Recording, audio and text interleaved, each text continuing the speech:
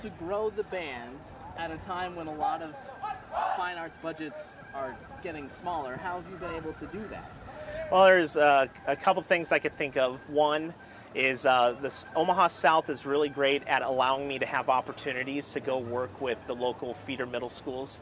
And so I teach band, 3 classes of band, and one's a beginner band during the morning.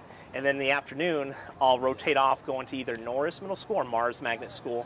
And it's a nice opportunity for me to build relationships, get to know the 8th graders that are coming next year, give me a chance to kind of teach them about what band's like in high school, which is a little bit different in its unique and cool ways. And so that gets them really interested, and all of a sudden they're signing up for band, which our numbers in the last couple years has almost doubled to about 140 kids.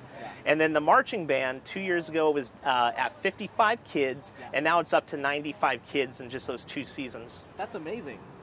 What's it like for you to see your numbers grow like that? It's absolutely fun. It's just really cool to see. It's great to see the kids having a good time, and now it's to the point where it's the students that are doing the selling of the program themselves, and every season it seems more and more kids are coming, more and more kids are enrolling, so it's just great here. That's fantastic. What do you like about teaching band and music to Well, these young people? Ever since I started in band back when I was in the 6th grade, I fell in love with music, and to be able to inspire and motivate kids to become better musicians, to get them to appreciate music in similar ways than I did is my favorite part of teaching every day. That's great. You guys have been nominated, asked to perform in DC in May for Memorial Day, and that's a great thing, but it also creates a great challenge. What is that challenge? Well, the challenge is just due to this area of Omaha and a lot of the average family income being kind of low, it's really hard for the kids to be able to pay for a trip of this long distance and being gone this long. And so the kids are really enthusiastic. They want to. I want to give them this experience so bad, and they really deserve it for the hard work that they've stepped up and have done the last couple years.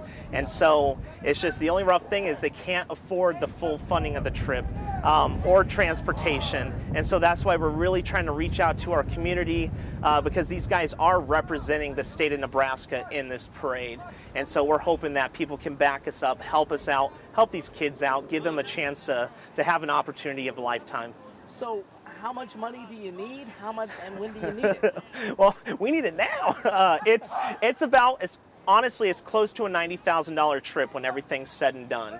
And so right now, the GoFundMe page, the first step is we're just trying to ask for transportation costs, which is roughly about $28,000. So sounds like a lot, but it's the cheapest route to get where we need to go. And so we're hoping we can get that first and then start covering the rest of these kids' trip. Is there a deadline when you need the money by? Well, if we don't have it by this time, we're going to have to... Usually what the trips do is every couple months, the travel companies and places like that, they ask for a certain percentage of the money. And so it's just hard when you don't have that money.